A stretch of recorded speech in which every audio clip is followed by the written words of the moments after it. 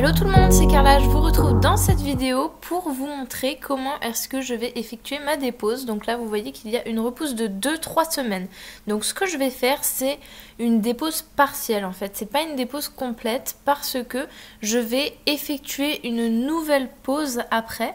Donc je ne veux pas enlever entièrement ma pose, ça n'a aucun intérêt. Je préfère pas atteindre mes ongles en fait pour tout simplement pas les abîmer. Donc je fais une dépose partielle en fait, j'enlève juste la partie supérieure et je laisse une partie de gel. Donc là j'en profite pour vous montrer l'épaisseur de mon ongle parce qu'il y en a un certain nombre de personnes qui me disent que mon bombé n'est pas assez prononcé, etc.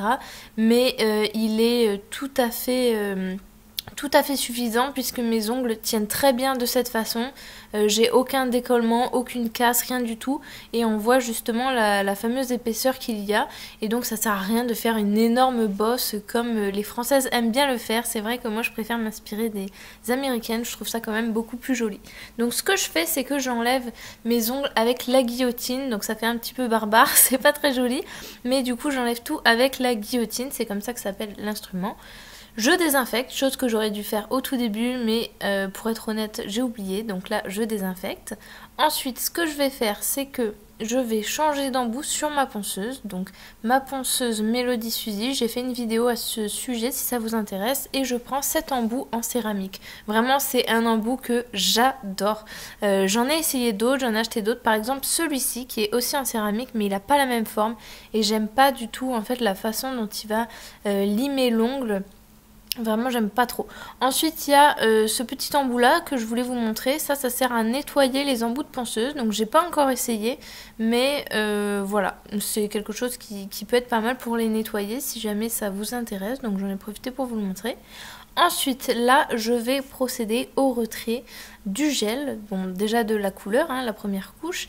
Et ensuite du gel. Donc ce que je fais c'est que je passe doucement dessus sans trop appuyer. J'enlève déjà la première couche, donc il faut savoir il y a le top coat qui est déjà une première couche transparente, ensuite il y a la couleur et ensuite on arrive au gel. Et donc le gel de construction et en dessous du gel de construction on a le gel de base. Donc vous comprendrez après pourquoi je vous explique cette différence. Donc ce que je fais c'est que j'enlève le maximum de façon à plus avoir l'épaisseur parce que après en fait je vais faire une pose chablon et ça va pas être joli si je laisse une trop grosse épaisseur. Donc je vous ai en même temps préparé pour la prochaine vidéo justement cette pose entière chablon, donc qui s'inspire de la vidéo où je vous ai fait une pose complète capsule qui vous a énormément plu. Elle a un nombre de vues mais impressionnant, je suis presque à 800 000 vues, c'est juste incroyable. Donc je vois que ce format de vidéo vous plaît, donc c'est pour ça que je vous ai refait la même sur le chablon.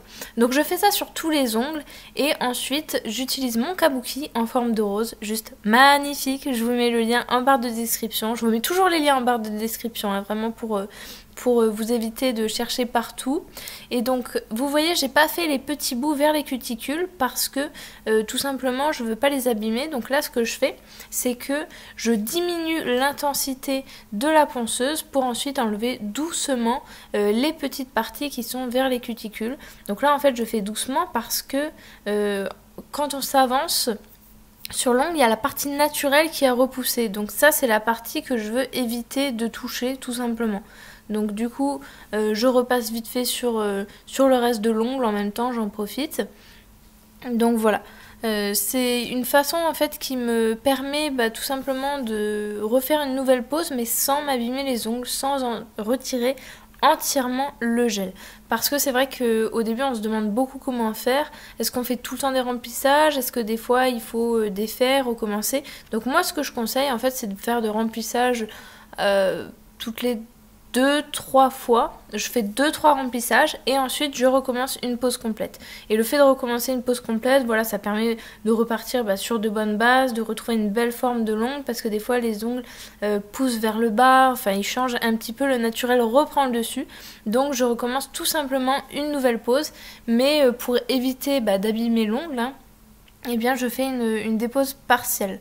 Donc là vous pouvez voir dessous j'ai limé un petit peu parce qu'en fait il faut savoir que quand on a des longs ongles, il y a des sortes de peaux épaisses en fait qui vont pousser entre l'ongle et le doigt et c'est tout à fait normal, hein. Il y a pas mal de personnes qui ont ça, c'est quand on a les ongles longs en fait parce que quand il y a des petits coups dans la vie de tous les jours, bah, il faut que les ongles créent une nouvelle... se solidifient en fait tout simplement, donc du coup ça crée... une sorte de peau plus épaisse pour tenir l'ongle. La nature est incroyable. Donc voilà, là ce que j'ai fait c'est que j'ai enlevé la couche de gel comme je vous disais, mais on voit qu'ils sont vraiment toujours solides, ils sont pas tout mous. Je pense que si vous avez déjà fait une dépose complète sur vous assez rapidement et sans trop faire attention, vous avez remarqué que vos ongles sont très très mous et abîmés. Là c'est pas le cas, il reste vraiment une couche de gel. Donc ce que je fais ensuite c'est que je vais limer les bords tout simplement en fait pour les arrondir, les avoir le plus court possible pour ensuite pouvoir poser facilement mon chablon en l'occurrence ou mes capsules si ensuite vous faites une pose capsule. Donc je les arrondis. Et là vraiment comme je vous disais vous voyez qu'ils sont pas du tout abîmés, ils restent solides et épais avec bien sûr la couche de gel parce qu'en les limant comme ça sur le côté on voit qu'ils restent durs et qu'ils restent droits. Je peux vous dire que pour avoir fait des déposes complètes et sans avoir fait attention, quand vous limez comme ça et qu'ils sont mous, ils vont se tordre, hein, ils vont pas du tout rester droits comme ça. Donc c'est pour ça c'est quand même intéressant de pouvoir laisser un petit peu de gel comme ça. Même si vous faites une dépose complète, hein, pourquoi pas faire de cette façon pour éviter de les abîmer et ensuite par-dessus appliquer de l'huile, appliquer voilà un petit vernis normal si de temps en temps vous avez envie de faire des petites poses. Donc les poses c'est pas forcément nécessaire, hein, on peut continuer à faire toujours des poses sur ses ongles parce que les ongles de toute façon ce sont des cellules mortes et ils poussent au fur et à mesure, ça se renouvelle tout le temps. Donc il y a beaucoup de personnes qui pensent qu'il faut les laisser reposer, tout retirer et qui parfois du coup ont des déposes trop brutes et les ongles sont de cette façon très fragiles. Et au final c'est pire qu'autre chose, laisser ses ongles comme ça, il vaut mieux voilà continuer et les laisser solides. Donc là on peut voir des petites démarcation et c'est tout simplement en fait la différence entre le gel de construction et le gel de base. C'est pas mon ongle naturel parce que la partie de cet ongle est restée quand même solide, elle n'est pas fragile et en fait c'est la différence entre le gel de construction et le gel de base qui sont des gels qui sont pas tout à fait de la même matière. Donc ensuite je prends mon cleaner pour nettoyer mes ongles, hein, enlever toute la petite poussière. Je dis cleaner, hein, mais comme je le répète souvent, c'est du dissolvant sans acétone, ça fait le même job. Donc voilà, mes ongles sont prêts pour la nouvelle pose. Donc comme je disais, il y a la démarcation, mais c'est pas grave. Pour la nouvelle pose, je vais tout simplement rappliquer une nouvelle couche de base, ça va se fondre dedans. Et ensuite rajouter mon gel de construction. Voilà, j'espère que cette vidéo vous a plu, je vous fais des gros bisous et je vous dis à la prochaine.